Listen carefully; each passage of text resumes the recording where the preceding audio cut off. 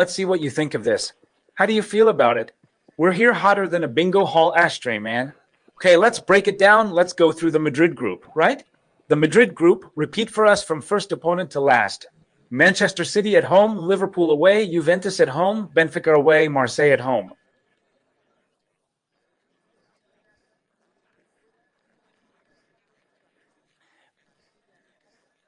Ceballos will play for us. Olympiacos away, Monaco at home, and then, come on, they could have scheduled a game in Siberia, right? Well, they said, come on, a little bit earlier, in Kazakhstan against Kairat. Kazakhstan, an 11-hour trip. Okay, who are Barca's opponents? Paris at home, Chelsea away. Frankfurt at home, reliving that elimination. But this time it's going to be different. Playing Bruges away, it's easy. Olympiacos at home, super easy. Prague away is super easy. Copenhagen at home, super easy. And Newcastle away, which might be a bit tricky. Just look, these are the ones complaining about the hot balls thing. Every year they talked about the warm balls and stuff. If you look back at the Champions League groups over the last 15 years or so, you'll see that except for a couple of years, it's almost always the toughest opponents, especially when they came in 8th, quarterfinals, semifinals and stuff, were from Madrid. They ended up knocking out big teams, and Barcelona complained for 2 years. Those were 2 years when UEFA ended up a mess because they got groups with Bayern, Inter, and such, and were out because they couldn't sell it. It's like the draws are always in Madrid's favor and against us. And now that it's all about contracts, no one complains. I think Madrid got the toughest group. Due to the overall complexity of all the opponents, even the weakest opponent involves a complicated trip. So, of course, in the end, it's all about the miles, and you think, well, you always have to consider these trips. Which opponent you face 3 days before in the league and 3 days after. Because you lose a day traveling there and another day coming back. So, yeah, of course, you, for instance, I don't know when the almost Chinese team will play. We'll find out on Saturday. We'll find out on Saturday, sure. Just imagine if it happens 3 days before we play against Atleti. Or 3 days after. I mean, that really affects things a lot. So from all the groups, it's more challenging for me regarding the opponent's category. The toughest one has been for Real Madrid. Well, there are no more excuses now. Last year, Madrid didn't have a tough group, yet they still lost to Lille. They lost at home to Milan, who were at their worst in a long time. In other words, it's okay if it's a bit tough at the start because it was the same last year. That doesn't affect things. Paris Saint-Germain was among the worst in the group stage. They qualified in the end and became European champions after a strong finish. Great. But how did Paris Saint-Germain start off? It started off terribly, losing at first, and was almost out. That's when the one I mentioned in the 20th or 21st got involved, I think. He was on the edge and became European champion before with this system. Yeah, if you can skip those 16 rounds they play, great. It's 2 fewer games, but last year the European champion. It's true the French league isn't very demanding. It lets you, rotate more since you're 20 points ahead. But Paris Saint-Germain played the round of 16 and won Europe. But what I mean is that I like it when Madrid doesn't get easy opponents, so the others, the second-rate teams, the insecure ones, don't always use the hot balls excuse. I always remember the same thing. The only disgrace, the only scandal that happened in the UEFA draw for the champions was when Madrid got Benfica and they said, no, this doesn't count. Let's go with Paris Saint-Germain. So they eliminated them too, saying it was too easy. No, the game isn't replayed. It's like saying, the ball is mine. Oh, Paris.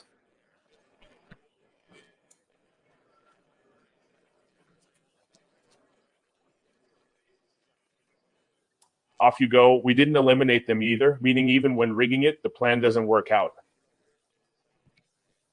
I repeat, I think the key will be, the trips aren't, except for the one to Asia, super exhausting or really long.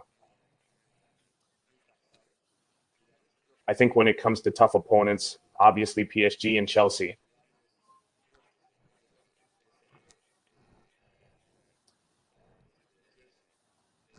They're the ones who'll make it harder, not PSG and Liverpool.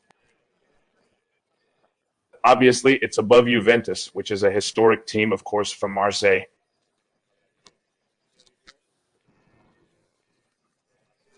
But the other two will make it harder for them. Anyway, in Madrid, as long as they perform a bit better than last year. Last year, I think they ended up with 15 points, if I'm not mistaken, and that was enough to secure their position. I don't know if it was 12 or 11, but not top 8. Yeah, 10th place is probably correct, and what should end up? It needs to be in the top 8. While being in the top 8, which is the goal. So at the very least, they need to get 18 points minimum. So that's the goal. So, well, just win the home games. Last year, they lost against Milan. I mean, win the home games. That's 12 points and 2 wins away. So that's the goal. If we start reviewing here, let's see Manchester City at home. You know, Manchester City lost the other day just like that. But usually everything turns out fine. It's not the Manchester City we've seen dominate in recent years. Last year, certain deficiencies were noticed, which some attributed to them. Indeed, injuries affect just like everything else does. Their backbone had fallen apart with Rodrigo injured, De Bruyne a year older and also injured, Bernardo Silva having his worst year, etc. But this year, at least until the new signings settle in, they look more like last year's City.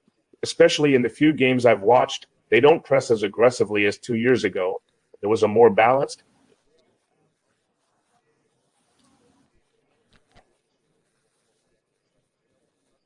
City more laid back like last year is good, but still creates many chances and poses a lot of danger. They're really vulnerable, especially at the back, right?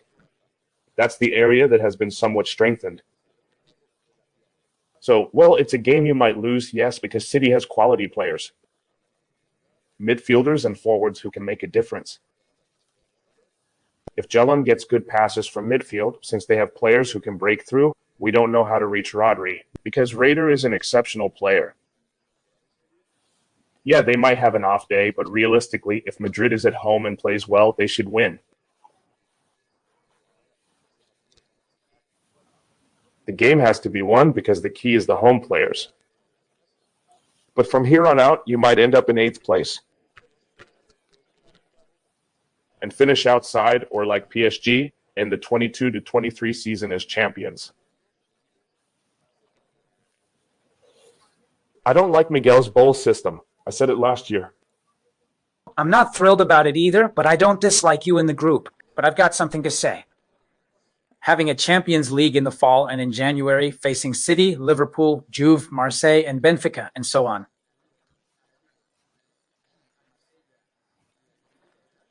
Wow, it's not bad. I mean, we wanted a Super League. We don't have it yet, but we'll get it, I hope. And maybe that's why the Champions League is doing this. I could already feel the Super League breathing down my neck. So we have these matches, and guys, before we played against 3 rivals, 2 against 3 rivals twice, 1 good and the others, well, this isn't bad either. It's funny that all those who oppose the Super League.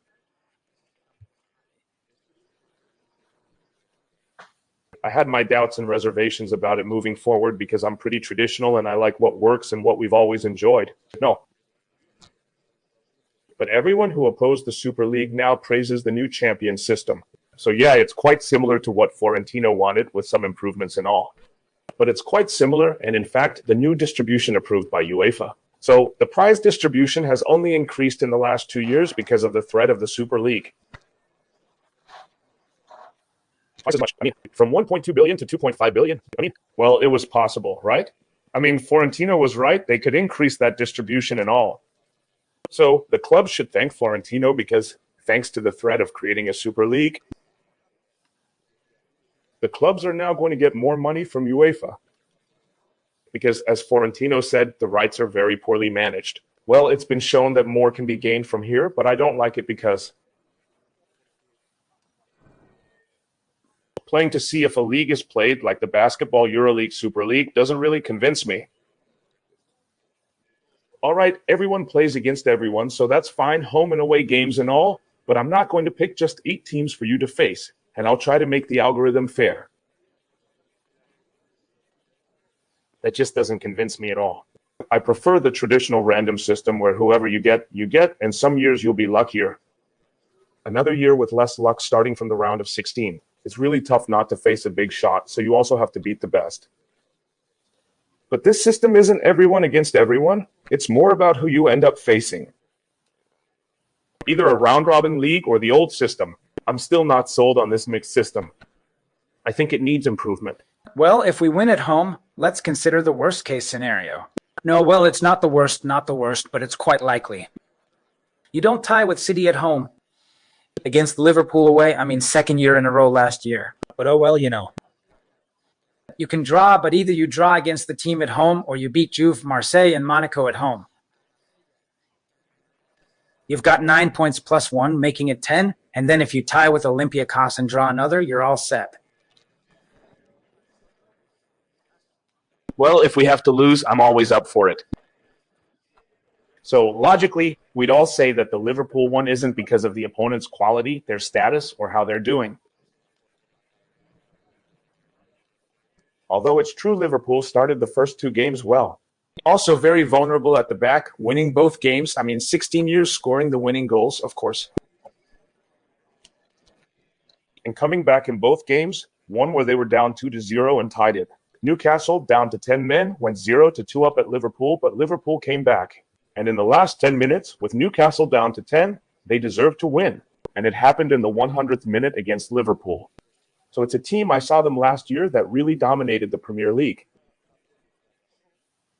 It's true that with a City that didn't compete that year, Arsenal did, but only had as a rival. Let's say Arsenal was their strong competitor in the league. But they were very solid. But in the Champions League, they did well in the group stage, but then failed in the round of 16. And in the FA Cup and Carabao Cup, they were also out in the first round. It's also worth mentioning they failed in domestic competitions outside the Premier League. I don't see a Liverpool like in Klopp's era, the steamroller, like I said, it dominates you. It dominates you. Last year, they were better than Madrid, yes. Let's remember Madrid missed a penalty when it was 1-0. Mbappe missed a penalty, that's true, Even being weaker, that could have changed the game. Madrid had chances, even being a much weaker team. And also with a lot of doubts and many flaws. But they had their chances at Anfield. We don't know how they'll perform this year either. Madrid has improved, and so has Liverpool, but let's see how they show up. So it's a game that could be lost. Yes, but watch out for Benfica because last year they made things really tough for Barcelona, really tough. In fact, they scored 4 goals against them. At home, Benfica is a team that attacks a lot, is very persistent, and is dangerous. So it's the kind of away game that you have to take seriously. Or what happened last year could easily happen again, very easily, because they are a superior team. Wraps up the preview of knocking out Mourinho's slump, but at home they're a very, very tough team. So it's another trip where, if you're not careful, you could easily lose. Hey, there's another group stage for one of the big teams that's really tough, which is the one I like to call more like leagues than groups. But, well, we understand groups too, which is the one for Paris Saint-Germain. We were reviewing it, but to wrap up the Barca topic and those who've been complaining all their lives, let's see what they say today. Earlier, I was joking with people like Fran on YouTube, saying you'll see, if the opponents are really easy for Madrid, they'll say that now they've changed the draw with the computer, and even Chima Alonso has put in the key. And if what happened happens again, where they're all tough, they'll say, finally, no more rigged draws. The computer works perfectly now, right? It's the same old story. So now look at the author of this tweet I'm showing here with the comparison of the two, saying something like hot software, right? Well, the hot software they're not going to talk about has naturally given them what we see on the screen, which I briefly reviewed earlier, but I think Barca will handle all of that.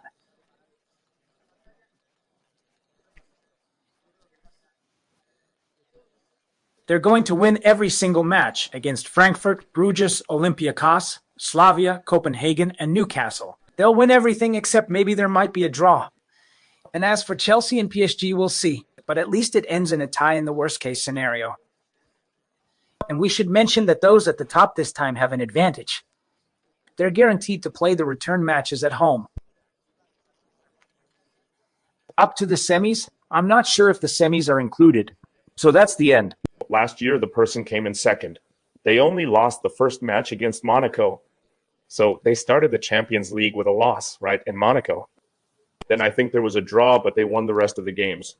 They had 6 wins, finishing second behind Liverpool. Sure, because they finished second after Liverpool. You know about the EuroLeague in basketball, right? It's a curse, a superstition about finishing first in the group stage. Since the 2016 to 2017 season, the top team hasn't won the European Cup. In the EuroLeague system, where everyone plays against each other, the team that finishes first usually makes it to the Final Four, but doesn't win the Euro Cup. And in Madrid, for instance, even though they finished first twice, they didn't win that year.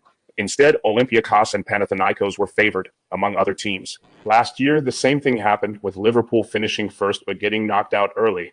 What I'm trying to say is, I'm going to Barcelona with that schedule. It's totally possible for them to come first. Let's go, because, well, you know what I mean.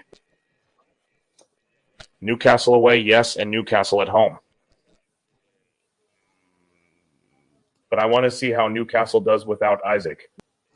I also want to see when Paris Saint-Germain hits its stride, because if you catch them at the end, if you catch them later in the season, they're more solid than at the start. Also, when it catches them, since there's no long trip involved. No, the longest trip they might have is to Prague. No, I think it's Copenhagen too. Nothing. So also when it catches him. Sure, maybe Greece, yeah, it's going to be around there. When it catches them, maybe the game in Prague, what happens to Madrid? If it catches them 3 days before or a day after a tough league match, you have to see it. But at first glance, with this schedule, it's easiest for Barcelona to finish first or second. Yeah, look. Hold on a second, because I'm going to show you this thing about Paris Saint-Germain. Well, out of everyone here, this is about Paris.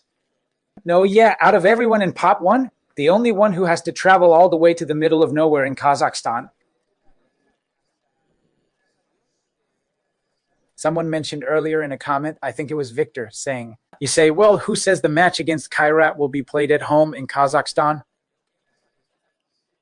But of course, the only one who has to go there is Madrid. But it's true that Paris Saint-Germain has this: Bayern Munich at home, Barcelona away. Atlanta at home, Leverkusen away, Tottenham at home, Sporting Lisbon away, Newcastle at home, and Athletic Club Bilbao away. If it were at home, it'd be easy, but Athletic and Shamaim is tough. And this is about Paris. In my opinion, Paris and Madrid got the worst draw. Yes, because Paris Saint-Germain has 2 tough opponents, and then there's a middle tier of teams that could easily cause them trouble, just like last year, meaning they might end up getting through in the end. If they have an off day against Bayern Munich at home, they could easily lose. And Barcelona, when playing away, if they have a bad day against Newcastle, they could also give you trouble. Watch out. Seriously, watch out. If they're not careful, they might have to play the last 3 games, and we'll see against whom. Maybe the Godfather gets through. I think, honestly, he was the unluckiest in the draw. By far the European champion. But hey, that's where you really see the quality of the teams. More than Madrid, because obviously not Madrid. As for potential teams, Madrid has the Kazakhstan trip to consider. That's what you said before, right? Let's see where they fit you in. Yeah, for sure. I think that's going to be the key, because it's also true that even if Madrid rests some players, they should still be able to win there.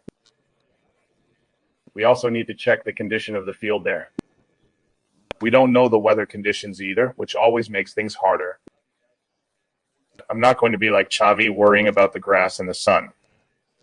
No, but it means that we already know that in those fields, let's say latitudes, the weather and all that stuff matters. But I insist, in Madrid, come on, it's unthinkable that I can't pull it off. Even with a Madrid B team, they knocked out Celtic, which is true. It's a team that's usually in the Champions League. We've seen them in the European Cup. But even so, it shouldn't be hard to get the 3 points.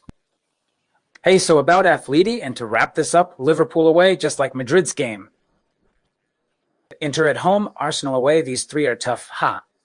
Frankfurt's intro at home. I think it's easier for them. It's not Germany, it's intra. But hey, it's Germany. PSV away, so it might be a bit tricky. The clean mode you mentioned, man, means they'll have to travel to the Arctic Circle. No, because they're playing at home against clean football. Galatasaray away, but the Turkish hell is more myth than reality now. And Union at home against Athleti has it, except for 3 games. It's reasonably easy, right? Yeah, I think they've got it. It's much easier for them.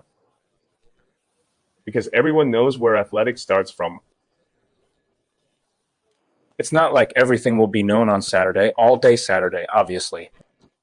I think they've got it when it comes to the schedule. Being better than Barca is going to be impossible, but hey, they have a double visit to the Premier League. I think there are 2 teams that can definitely beat them. I don't know if they'll count on those 6 points or not. Well, Inter might have a tough time. I think both Premier teams will win. Athleti beats them, especially there.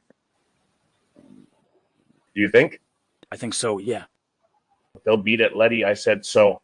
Okay, well, no, it can't happen. I think Atleti has 3 matches that if they lose, it wouldn't worry them, which are against Inter and the 2 preliminary ones. I mean, no, it wouldn't worry them. They should win the rest. Back to what we were saying, it's 10 and it's 8, right? How many is it?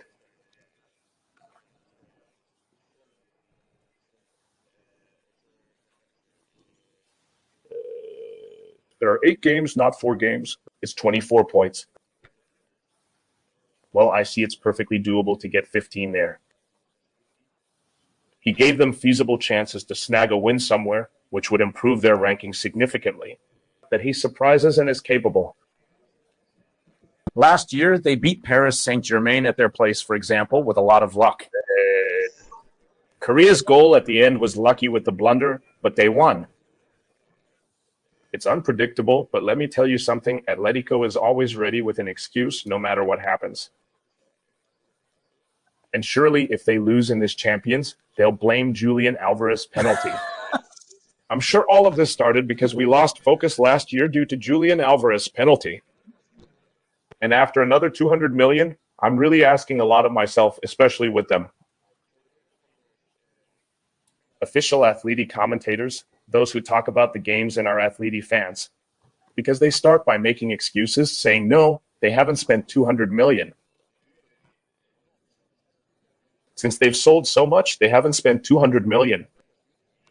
Something else you brought in elsewhere, and what you've signed isn't enough to compete. Why spend 400 million euros in 2 years and not compete? Well, then those managers are really useless. You spend 400 million euros and still have a worse team. I mean, they make excuses, but which athletic player would start for Madrid? I mean, but the thing is, no matter who you bring, it's tough to start in Madrid. They come up with excuses to avoid facing Inter, Liverpool, or Arsenal tomorrow. Or if something happens, or if he has a bad day against PSV. Watch out, the PSV is perfectly capable. And I'm telling you, and I'll tell you more because there's nothing, I just saw it briefly, but I haven't put together a bad team, it's true. It's better than others. Up front, there's Carly too. Watch out, from midfield up, Galatasaray doesn't have a bad team at all. It's a match, I don't know if it's away or at home. I don't remember seeing it now, but if they catch them in Turkey, watch out.